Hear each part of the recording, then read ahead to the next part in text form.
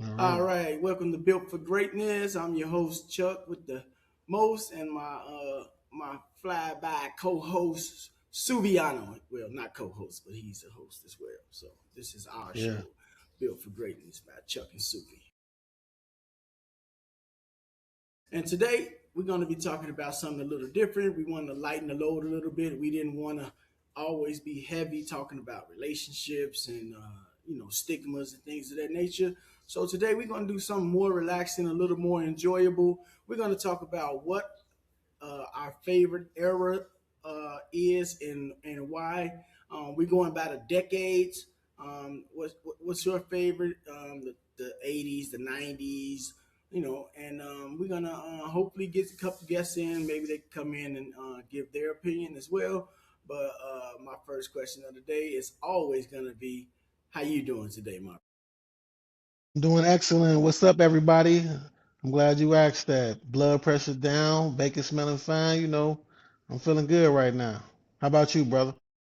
That's what's up. That's what I like to hear. That's what I like to hear. I'm doing pretty good myself. Got a nice little walk in today with the family and my queen and my grandson. And I also hit the gym a little bit. Got some of them little, you know, workout going on and eating pretty good. Been eating pretty good. Trying to get my diet down to where it needs to be so I can, lose the gut and that's another thing that we're gonna talk about here on Built for Greatness is health.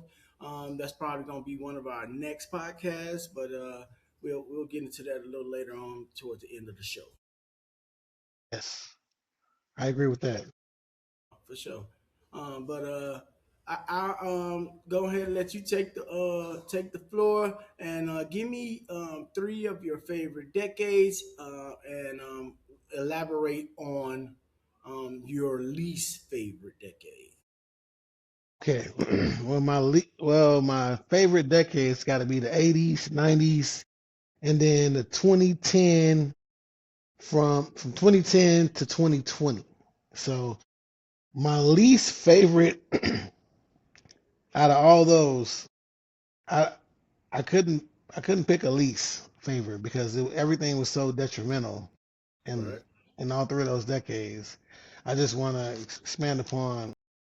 I want to start with the 80s though, because the 80s, that was the time that my first family was together. My mom was in the house, my dad was in the house. This was pre-crack, okay? Before crack came and tore everybody apart. Those times were magical. Wake up in the morning, daddy playing music, mom cooking, smell of bacon in the air. Family was everything to me, and every day felt like Christmas almost. I was around like so much family, my cousins. We were all just playing. We would just go from house to house. So you would just Yeah. show up at somebody's house and stay there for like 2 or 3 days, and it was just like magical because first of all, I didn't know any wrong. Like I just knew all right.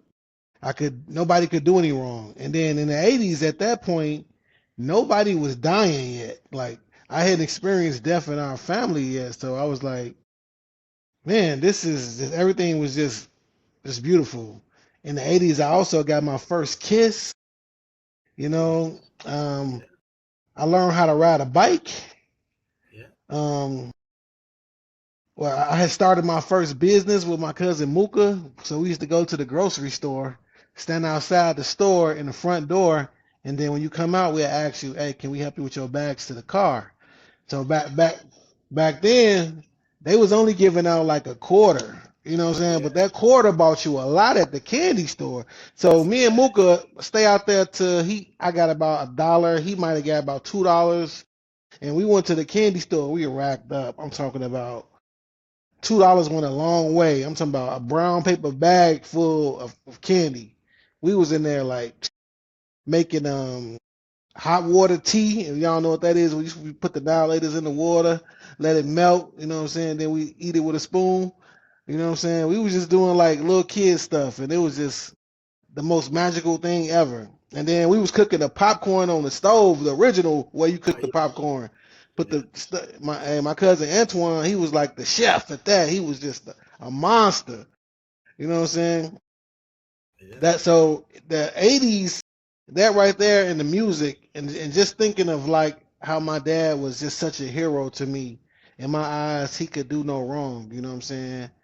And he was just bigger than life. My mom was bigger than life, and Yeah. so those memories of the '80s was the best to me because I just thought life was. I couldn't picture life outside of that box I was in. Right. Yeah. Yeah. Definitely, I can agree with that.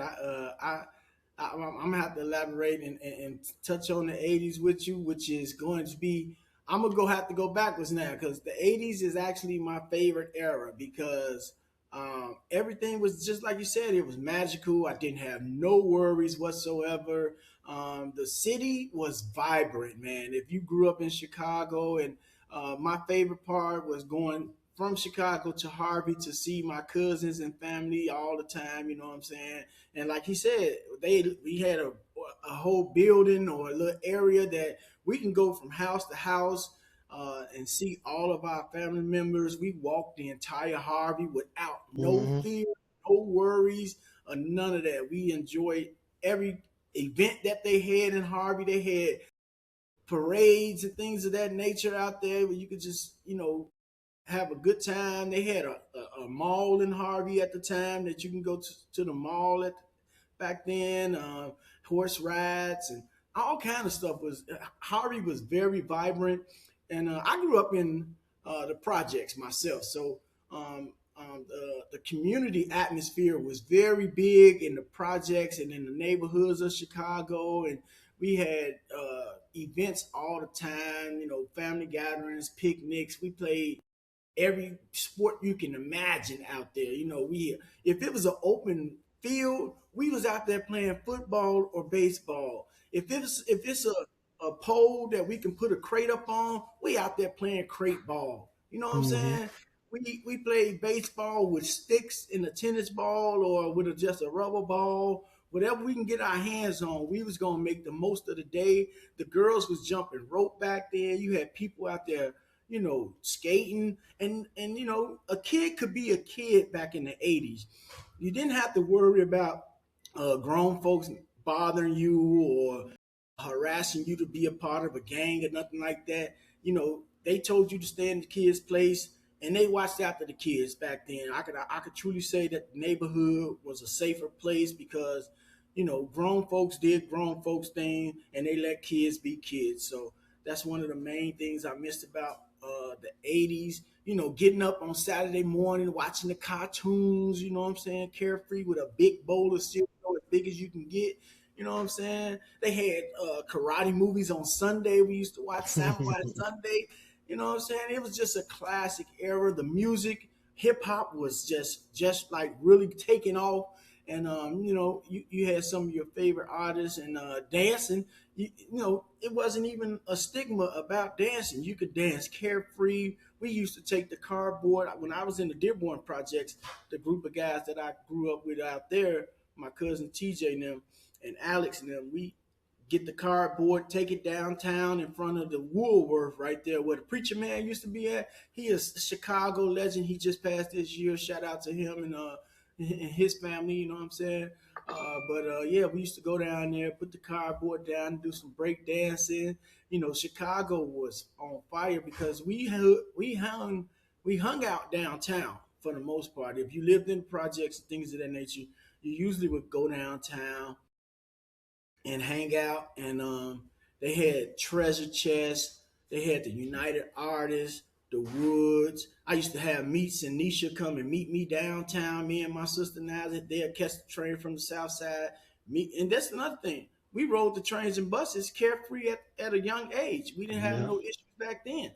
And Meets and Nisha meet us downtown. We'll go to the show. That's the Chicago Theater that everybody go to, and it's a theater now where they Mm. have live shows. But back then, it was a movie theater that we went to, and we watched shows up in there.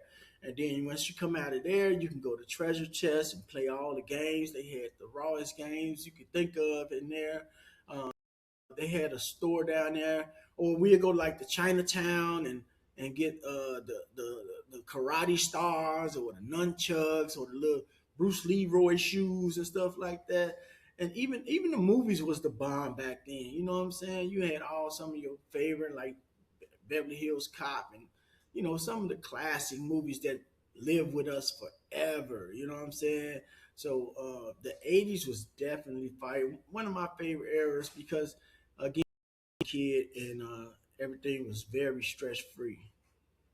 Definitely, definitely. Also, I would like to add in that we used to go to the drive-in, pile in the back of the station wagon with the blanket on top of us. Yeah, They'll get all us in, they'll let us out, then we'll be sitting on the roof. They'll go to yeah, concession stand, get us a little popcorn. We'll just be watching movies. Those times like that yeah, was like some of the yeah. best And times. we would sit on the roof because we can hear the movie that they took us to go see. We can, and most of the time it was like karate movies or like a Jason or something like that. And we could sit there and we could watch all the other screens around the whole thing. You know what I'm saying? We Hmm. might not be able to hear it, but we was kids. We didn't care nothing about that. We sitting on top of a Yeah. station wagon with your favorite cousin eating now laters. Man, we We was could over there kicking. We was over there kicking each other. We wasn't even watching the movie. now we Oh, watch the definitely had movie. some epic battles as kids. All the cousins getting together and just wrestling and playing until we fall asleep or something at grandma and them house. It was amazing. I you know that's my favorite era because everybody was here. You know what I mean? We had Yeah. everybody. We had all our uncles and cousins and everybody.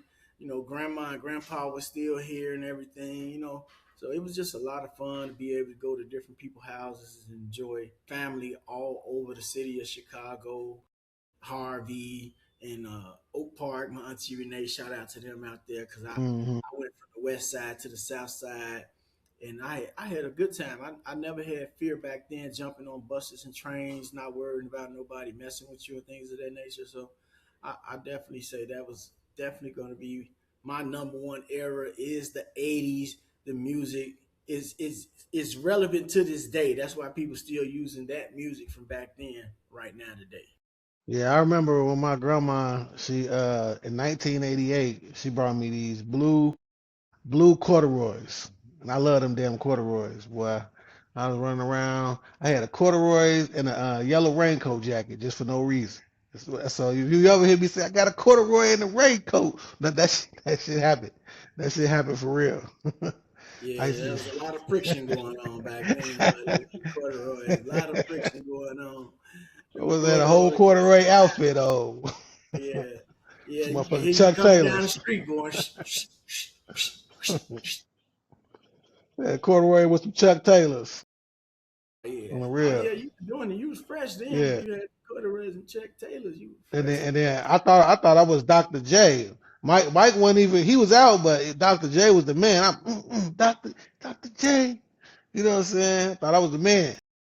Yeah. Also, that was the '80s. The Bears was they last championship. Super Bowl. Yeah, 85. We took it home. We had the best team. Still to this day, one of the best defenses to ever grace the NFL.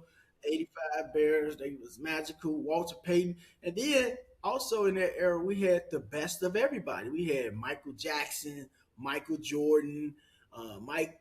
Well, Mike Tyson wasn't out there yet, but the music, Michael Jackson, he still to this day haven't been nobody's come close to being as famous as that brother. You know what I'm saying? Prince was doing his thing. The music was beautiful back Yeah. then. I had a Michael Jackson down. I ain't gonna even lie. I ain't gonna even lie. I did. He had a Michael Jackson dial with Yeah. Tito on the With that sides. motherfucker with the red jacket on. Hey. Yeah, But yeah. I'm gonna go ahead and say next up, I'm gonna have to move with the 90s.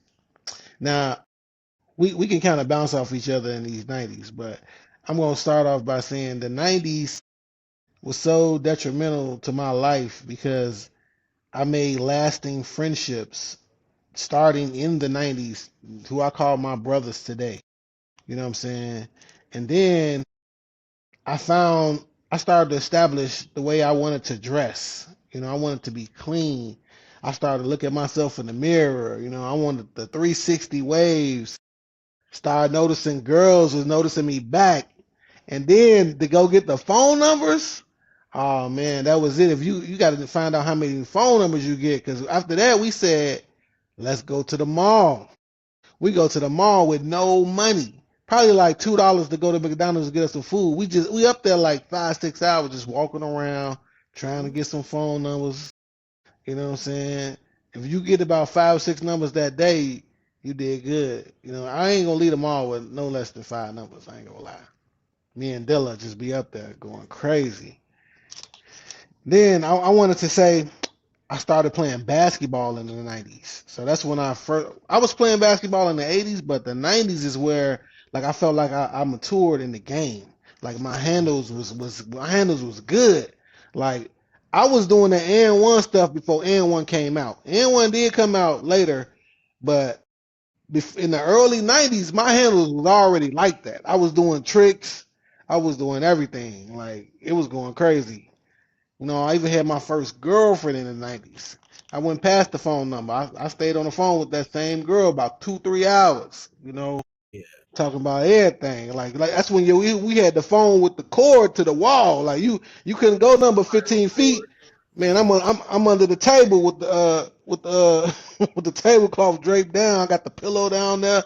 I'm down there to selling her dreams. You know what I'm Yeah. saying? The 90s, that right there was cold. And camp. I definitely went to camp in the 90s. You go to, it's called Circle Y Camp. Stayed there for like a week. But me, I stayed there the whole entire summer for like 3 summers straight. I'm talking about from June to August. I was there every week, all the time. That right there, that was amazing. It was a Bible camp, but it was just amazing to meet everybody from different places, different states. Just had carefree fun. Like I never had like any of the gang problems that people were going through in the 90s. Starter jackets was out. Of course, I ain't own one of them. Mike's was out. I ain't own none of them. You know, Mm-hmm. but I did represent the Bulls because we won in the 90s. That's was us. 91, 92. Like we owned the 90s. If you was from Chicago and you had Bulls paraphernalia, a hat, a jacket, like nobody could say nothing about you in the 90s. Yeah. Like you was it. You Yeah. know what I'm Yeah. saying? And Definitely. then, well, I'm gonna let you go a little bit before I come in back with the rest of my 90s. Go ahead. Tell me about your Well, 90s.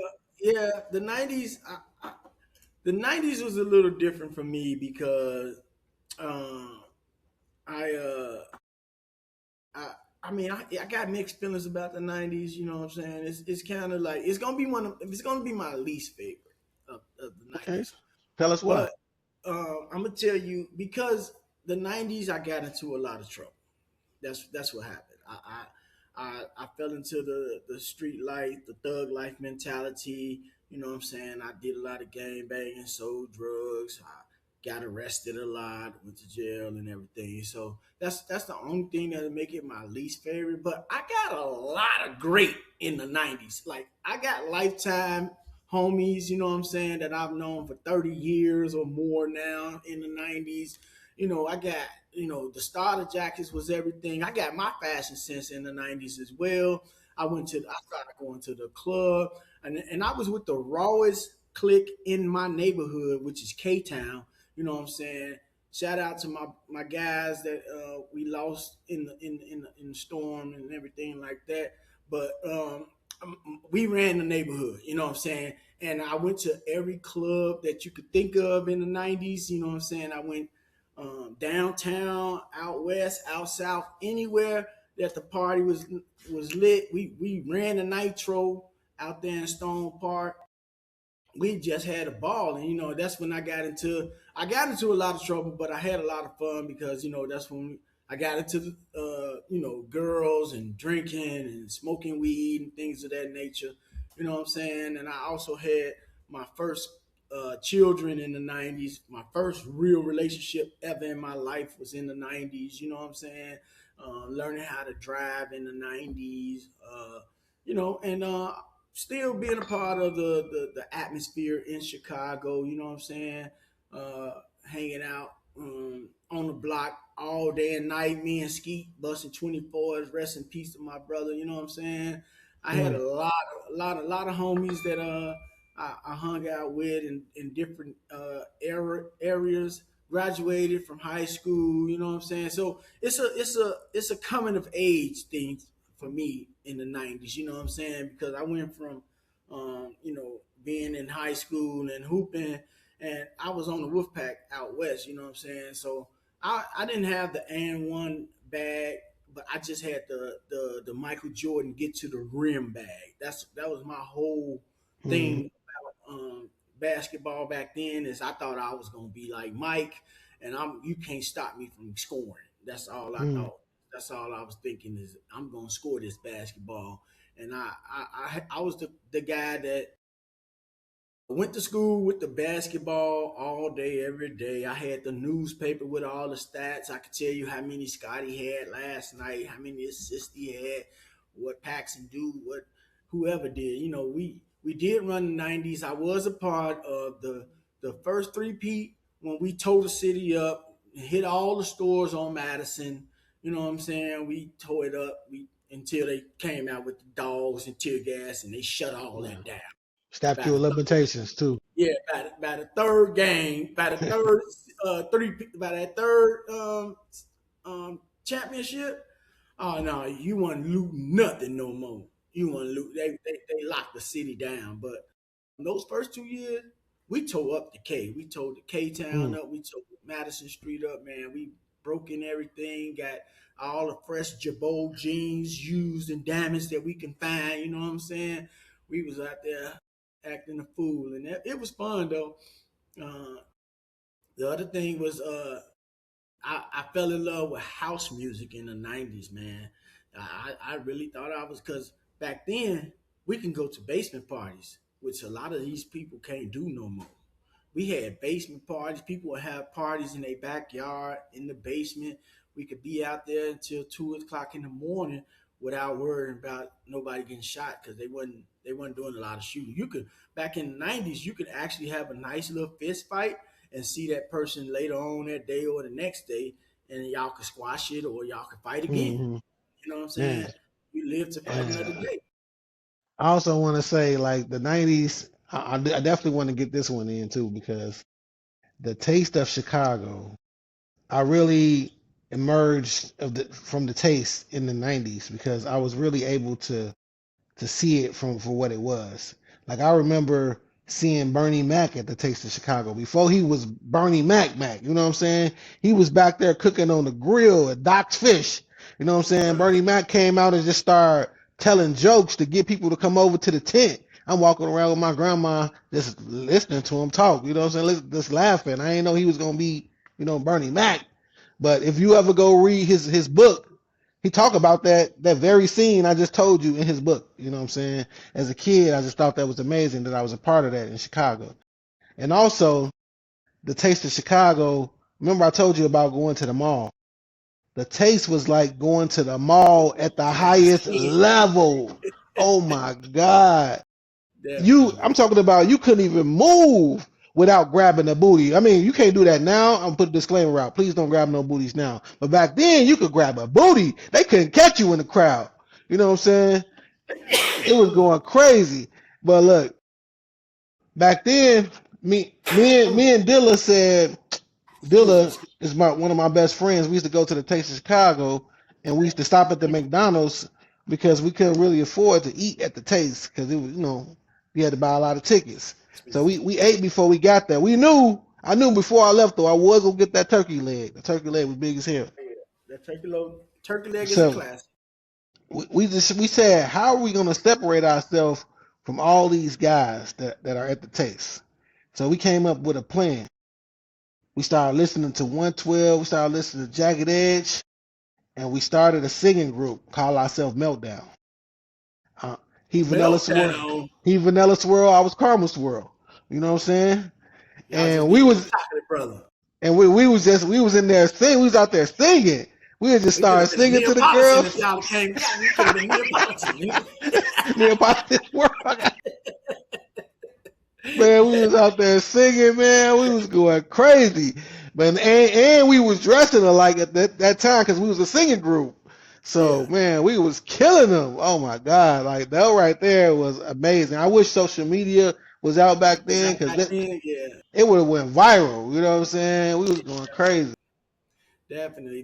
Dressing alike was a big thing in the 90s. Me and my whole squad, we dressed alike. You know what I'm saying? We might not have had exactly the same thing on sometime, but we have on everybody have on a different team starter jacket or a starter sweater or something, fresh to death.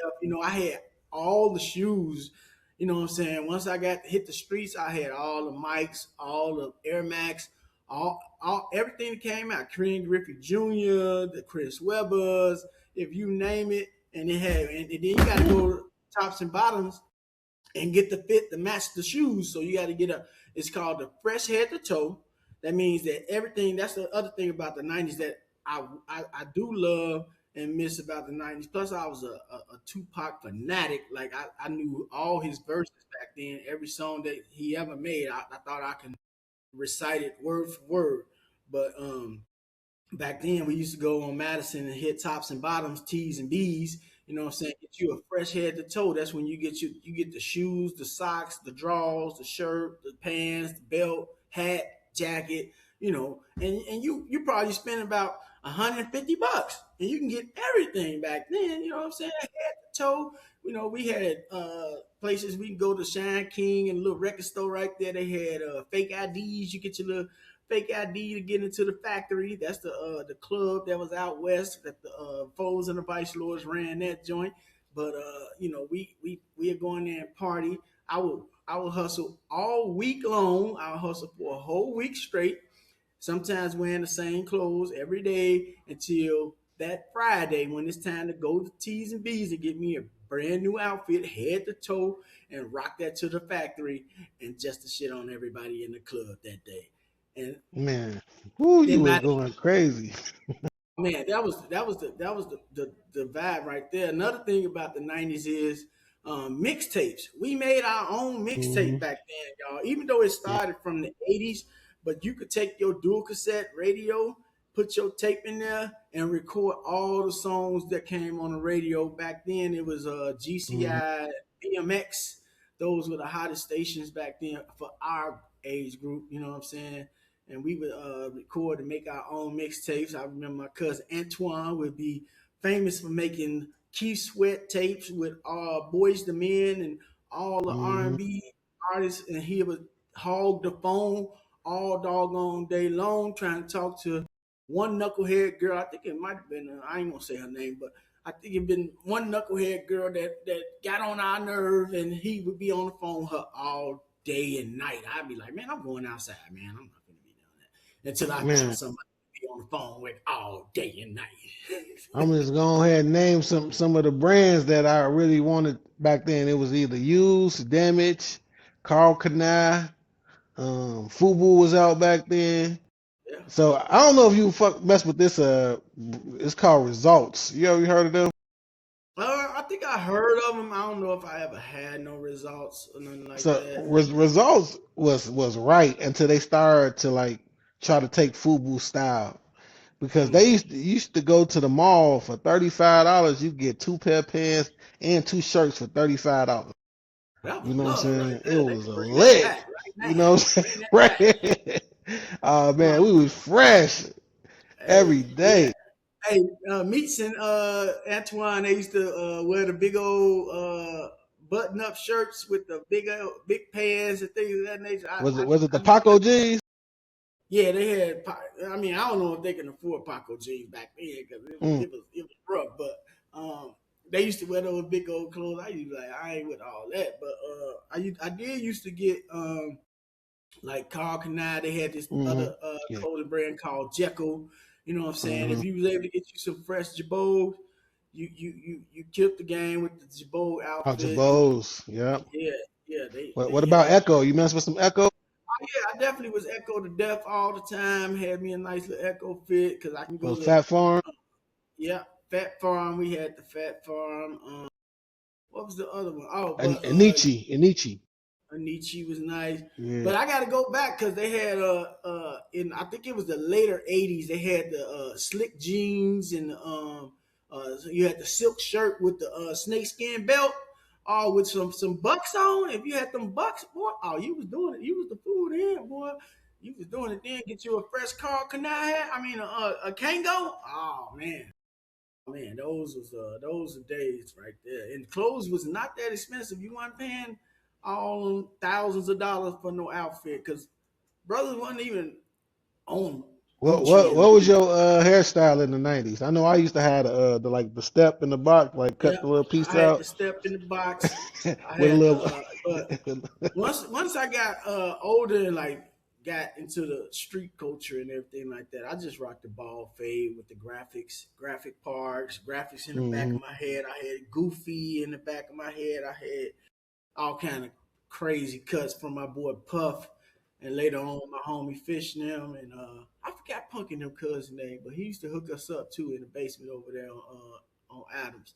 He was tight too with the cuts though, but yeah, those Man, are the I days. used to have the just add water curl, boy, because it was faded on the side and on the top it was the curl, and I just put water in it, and it was raw. I ain't gonna lie. Yeah, I couldn't do that. I put water in there. It just would have curled up like army men. I couldn't rock that though. So I had to get it cut off and fade it out. One time, me and all my guys, we went up on Madison and Pulaski to Lidell's barbershop, man, and everybody got a razor ball head just for the fun of it. Try to be like honest. We up in there like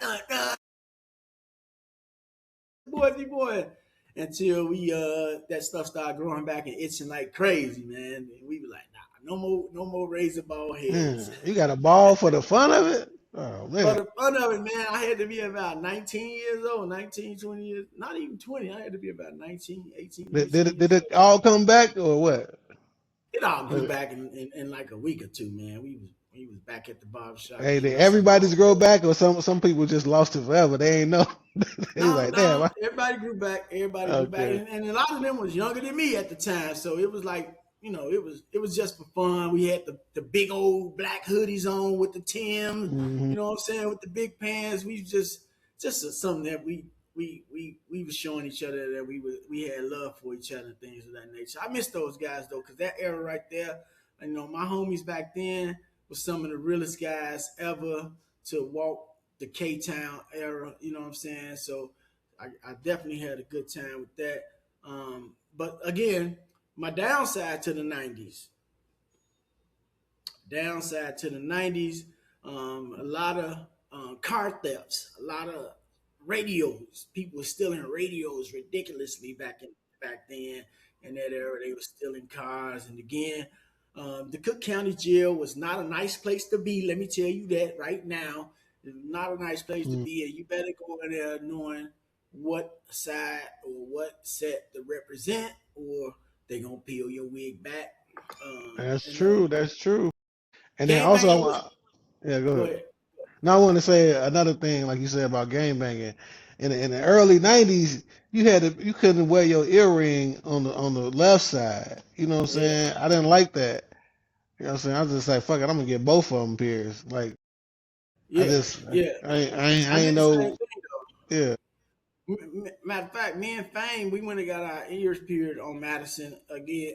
That's another one. We just said, you know what I'm saying, don't make sense to pierce one side and not the other side. So we just got them both pierced, and then we was rocking earrings off Madison and stuff. It was just a crazy era. But the game And, and, banging was and you know what? just Let's clear that up. Let's clear that up for people who aren't from Chicago or the Midwest and they don't know understand what you're talking about. So if you go anywhere else on the West Coast or all them places, they go by colors. You know what I'm saying? We in Chicago, they went by colors a little bit, but not like they do out there. It's not that serious. They really went by how you wore your hat, like what yeah, direction it was leaning yeah, in. You know what I'm saying? But a lot of gangsters did wear blue and black, and if you was under the fire, you wore a lot of red and black or gold and black. yeah, But it really yeah, was determined about how your hat was because that was crazy. You either wear straight forward or straight back it if you wasn't in it. You know what I'm saying? If you right, was leaning in any type of way, yeah, like they was gonna ask you some questions. yeah. Yeah, and you better know your literature back there. You just can't be saying you this gang or that gang Hmm. without knowing no literature or knowing nobody, that's affiliated with the game. So back then, it wasn't like LA, like where you from or where your mama from, things of that nature. It was about who you knew and what you knew.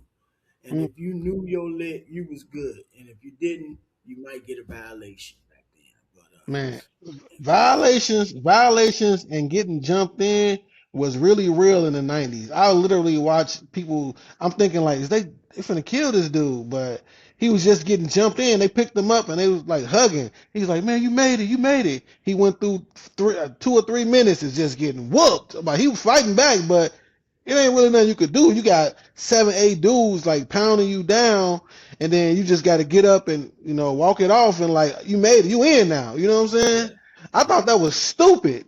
Get It your was. ass It beat. definitely Like, was stupid, but it was way more unity than it is now. For some reason, I don't yeah, yeah, know why getting jumped in was a thing because I never had to go through that in any game that I was in. I was only really in one game, but mm, I evolved into a different game. But I never got jumped in. I never had to go through that. You know what I'm saying? And a lot of guys that was like, they knew that what you were about and things of that nature. Or if you just grew up with them at that time, you didn't have to worry about that. But some guys got jumped in. Some guys got violation. I used to watch guys get violation behind the school over yeah, there on Adams all the time. Behind mm, Gold Black, yes, I used to see teeth get knocked out over there. Yes, yeah. sir.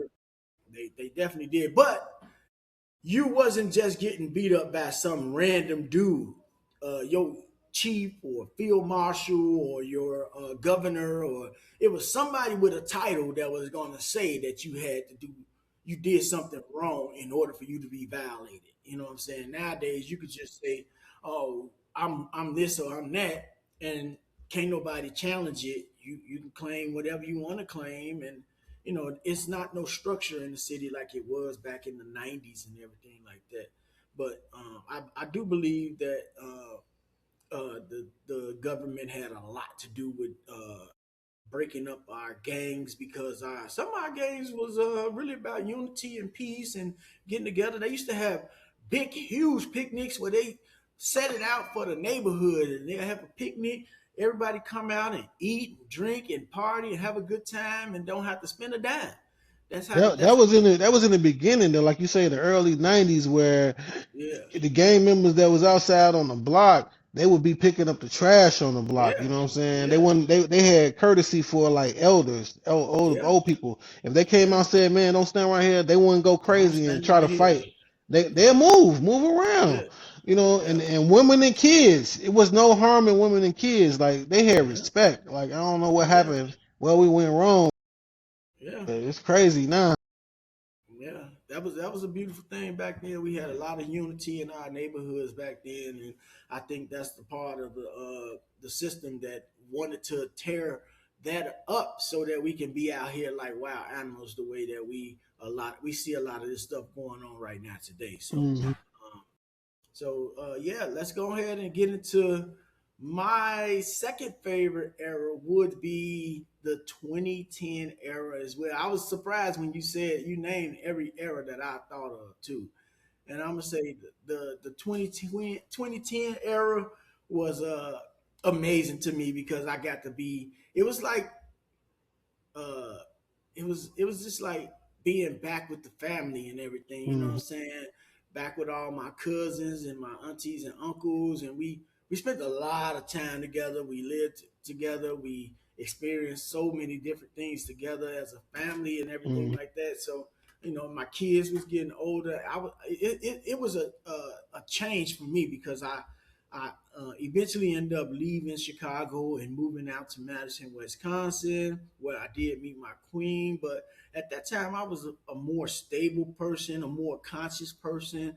Mhm. I was growing up. I was becoming a real man at that time and being able to provide for my family and take care of my children and provide guidance to my younger cousins and my nieces and nephews and things of that nature. So and then of course, we had a lot of fun with the women and the partying and everything like that. So Mhm. that part right there was huge for me. It was like just the growth and the change. And Madison had a lot to offer. It was a new environment. It was different surrounding. The people were different. They're a little more friendlier at that time. They were a little more friendlier than Chicago people because you know how we used to, you know, have to mean mug each other just to say hi or whatever like that. Mhm. Plus, it was always a job available. If you lose one job, you can get another job. I had a lot of different jobs in Madison, but it taught me how to sustain household and work with different. It's very versatile, very diverse in Madison. So got to get along with Asian people, white people, Hispanic people, black. So in Chicago, we predominantly lived in black neighborhoods and things of that nature. So when we get outside and get to mixing with different cultures, we be excited because in our neighborhoods in Chicago, we mainly only see us in the neighborhoods. If you get out the neighborhood, you'll see more people, which that's changed a lot now too, since they gentrified a lot of different areas out there.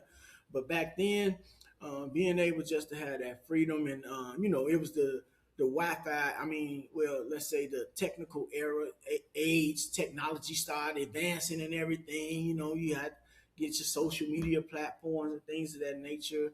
Um, but I did like the meeting new people, having a new environment, being able to travel a little bit here and there. I did drive back and forth to Atlanta, but that was in like the regular 2000 era. But the 2000 era, I didn't say that was my favorite because it was a lot of struggle.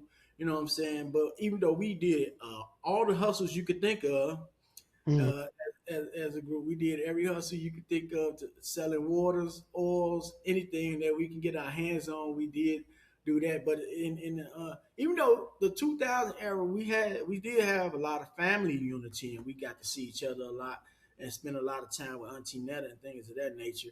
But I just feel like when it goes into the 2010 and up era, it was more growth and stability for me personally. You know what I'm saying? And my relationship with my kids was everything at that time. I got to grow with them, and they got to really know who they pops was. You know what I'm saying? So that's why that was gonna be my second favorite out of All all of right, them. let me bounce in off you. So for some reason, we definitely got the same three because Really? 2010 was in my list too. Like I said, I don't have a least favorite, but 2010 definitely changed me. I love the 2000s. I was gonna put that in there, but 2010 had some different stuff going on. So the reason why I put it in there as one of my favorites, well, one of my favorites is because it's actually was the era that I had to grow up. You know, I had responsibilities to start. I started a family. I got 3 kids, which mean I had 3 full-time jobs. So actually, I had 4 because I had a regular job. So now, am I really Wow. Jamaican? Am I really Jamaican? That's what I want to know. Wow, because you had a woman too. That's two jobs by itself, so that's six jobs. Yeah, but you know what I'm saying. That's 6 jobs. You're right. You're right. So you think about it. You going from being selfish to thinking about yourself to being Yeah, responsible for all these lives. You know what yeah, I'm saying? So huge. that right there was the start of I think soon as I had my first baby, I was like doing like this, making the burrito, wrapping up, and I looked in the mirror and I saw a gray hair. I said, "Damn, that's where that came from." That's how it all started. That's how it started. The first one For came. sure. You know what I'm saying? But I wouldn't change it for the world. I mean, I love being a father. So the 2010s taught me that.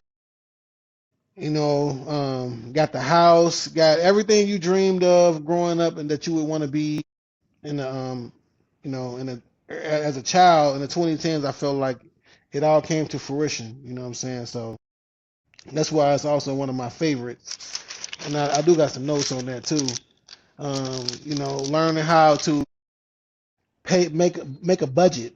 You know what I'm saying? Like I got taught that in the 90s by a guy named Forrest, which I really appreciate him teaching me how to budget. You know what I'm saying? And I really didn't think about it until the 2010s. So 10, 15 years went by. It didn't come across my mind until one day I was like, you know what? We got a budget. You know what I'm saying? There's no reason why both of us work and we living in this little apartment. You know what I'm saying? We using our money wrong. We got to start prioritizing what's right. And that's how we got out. Not that we made any more money than the average person, but once we start cutting back and paying our bills, stop robbing Peter to pay Paul, and prioritizing what was right, then we was able to move on and move up. And I bought my first car. Like I had a car, but it was given to me. But Right. in the 2010s, I bought my first cars. You know what I'm Right. saying? And that made me feel good as a man to go out and like get these things for my own. You know what I'm saying? My own family. I'm supporting my own family. Um, let's see what else. I also said just coming home to my family off work. I come home from a long day and to see my kids run up and hug me and dinner made, and that was just a beautiful moment. You know what I'm saying? I always appreciate those moments. Yeah. So For sure. yeah, but the 2010s also came with a lot of death though. So that's why it was my least favorite, only because of that. So I got some good stuff with the birth of my kids, but I lost a lot in the 2010s. A lot of people passed away. It was the end of an era. It was Yeah. man, I'm talking about a lot of uncles, aunties, like elders, like pastors. Yeah. They passed away, man, and I'm so busy working these jobs that I ain't get to them or see them and call them like I want to because my life is busy.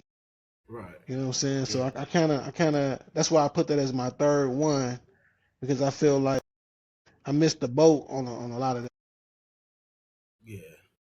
Yeah, I definitely can agree with you on that. The 2010 was era of loss and everything like that. But it was also like I said, a time of it was a coming of age and really being honing in on the type of man you wanted to be. You know what I'm Mhm. saying?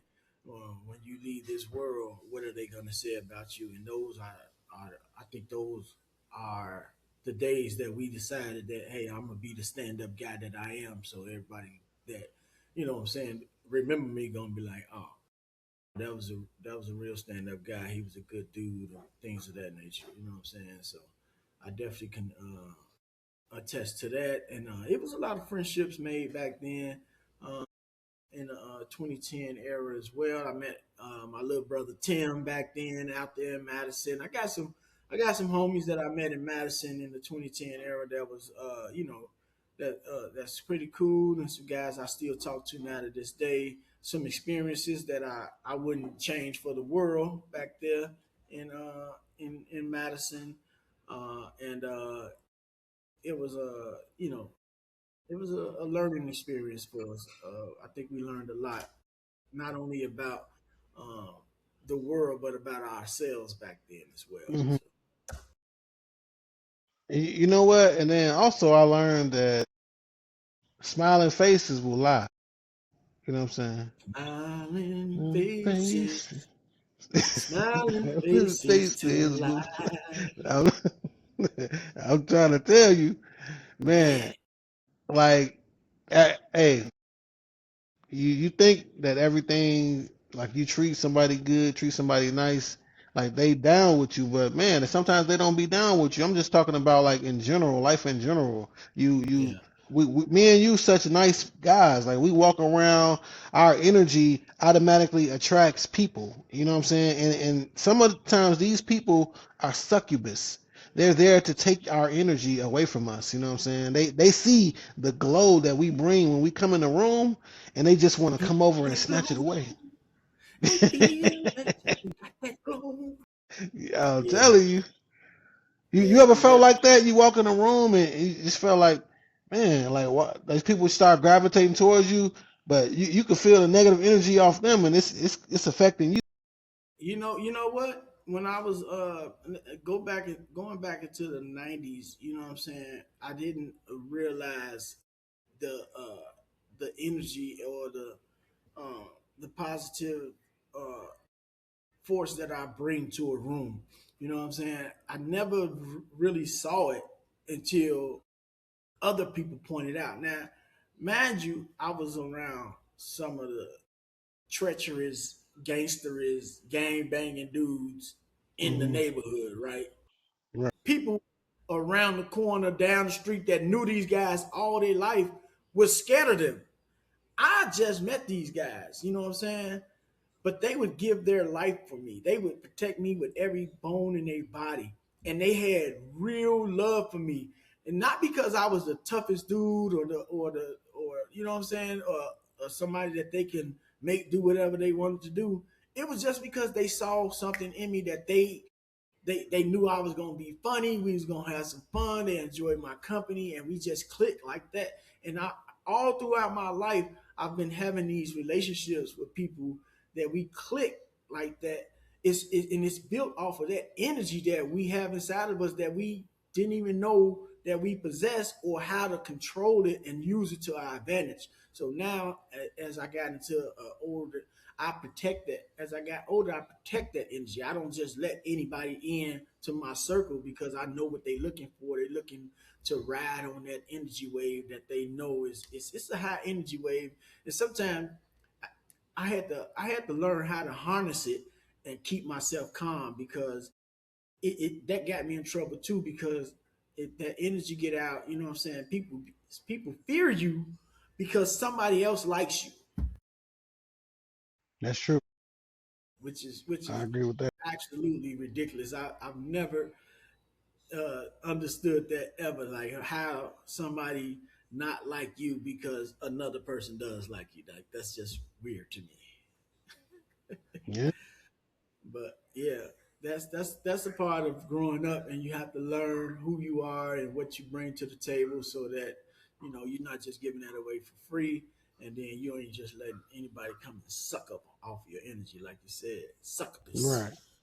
Right. And if you out here watching this podcast right here, please share your decade experiences. Like tell us something in the comments so we can come back next time and we're gonna share a couple of the comments, read a couple of the comments, and answer some questions if you got them, or some ideas or experiences that you had. We'll talk about it on our next podcast. Yeah, definitely. I know we done missed some things. Like you can leave us a message, let us know what your favorite movies was, what your favorite music was, what was the some of the best things that you felt like in those eras that you enjoyed the most. Me, some of the events that I can name, like he said, the Taste of Chicago was everything. If you ain't go in that era, you don't know what you were missing. The Taste of Hmm. Chicago was everything. We had the Otto show in Chicago, the Hmm. Taste of Chicago. We went the lakefront. We always had like the 4th of July at the 31st Street Beach. We did that every year as a family and everything like that. We did the McCormick Place. We did a lot of stuff down there anyway. And and Man, if you got hey, a chance to go to Great if, if America, if you was out west, you went to the Circle. And if you was out south, you was on 87th Street, he was on Stony Stony Island, Island. right Yeah, by the White 79 Castle, Stony. Yeah, just right there, 79 lined up. Stony. Yeah. Yeah, but the Circle, that was I legendary. went to both. I went to both. I Yeah, must say, I did have fun at the Circle, and I yeah. had fun at 79th Street on Stony and Hmm. Rainbow Beach as well. We did a Yeah, lot of Rainbow Beach, we did a a lot lot of of barbecuing on that a lot beach. of barbecuing up there. Yeah. Yeah, we had some good times, man. Man, one thing I can say though, growing up in Chicago, man, it was a magical time. The atmosphere was a lot different than what it was now. And I traveled the city. I never had a fear of going to the west side or south side or any projects. I lived in Pagrini Green projects. I lived in the village on the west side, and I lived in the Dearborns on 29th and State. So my cousin Edwin, rest in peace to Ed. He lived in what do you live in? Stateway Gardens. Um, Hmm. yeah, so we went projects to projects. We didn't have fear. I lived in South Commons before, and end up having friends in PCs and things of that nature. I used to think I was gonna end up at Dunbar because I lived in the PCs. Yeah, me too, actually. Hey, you know what else I want I to mean, say too? in South Commons. Sliding in the late '80s and the early '90s, I can vividly remember that I wanted to be a guardian angel because they was on the trains. They was swole as hell, ready, had the They little hat did beret on. They with was the on little there beret. ready. Yeah. Oh man, you know the only reason that I like them is because the guys from Breaking had the beret on. Turbo and them Yeah, used to rock the yeah, berets, and so that's why the only reason I thought the Guardian Angel was cool because of that yeah. beret. They all knew karate, it seemed like, man. They was going crazy. Yeah, yeah, and I got a chance to be on the Jesse White tumbling team when I was in the Dearborn for 1 year, and that all due to cousin Ronald and Uncle Rick, and teaching us how to flip at an early age. Yeah, that's true, they did. We was cold too, everybody. Yeah, yeah. So that's another thing I can still remember to this day watching 80 proof and Tisha sitting in the yard eating mud pies back in the 80s. Yeah, Yeah, those were some very fun. Your daddy and my daddy used to come all the way out west to pick us up with the car with the hole in the floor. yeah. Oh man, we used to be throwing paper down there while we riding on the expressway, and then as soon as I seen the magic kiss symbol on the expressway with them big lips, Yeah, remember you was that? almost, yeah, I remember that. Yeah. Whenever I saw that, I was like, "Yeah, we in Harvey now. We going to." I always thought I didn't know at a young age that that was still like 87th Street or things of that nature. I Yeah, just knew when I saw that I was gonna see y'all. uh, that was yeah. But man, this is a great another show. Feel like we got some classic stuff going on here. Yeah, yeah, we got a lot in this little hour right here. But again, leave some comments and let us know what your favorite era is and what some of the best memories of those times that you had. Hmm. And again, our next episode, we're gonna get back on some health for Black men.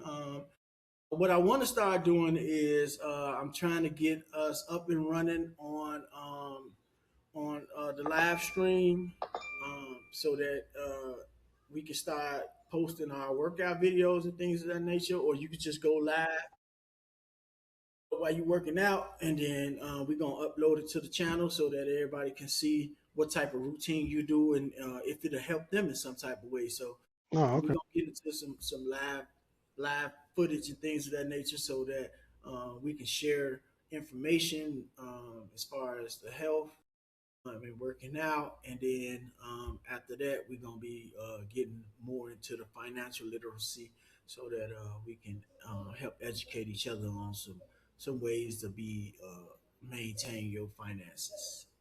Okay, sound like a plan. Yeah. It's that's more to come on Build for Greatness. That's what we got this channel for. Yes, sir. But until then, you guys, it's been a pleasure. We'll be back, and we could probably talk about our beloved Chicago Bears. But right now, we're gonna call it a night, and thank y'all for tuning in. Peace out.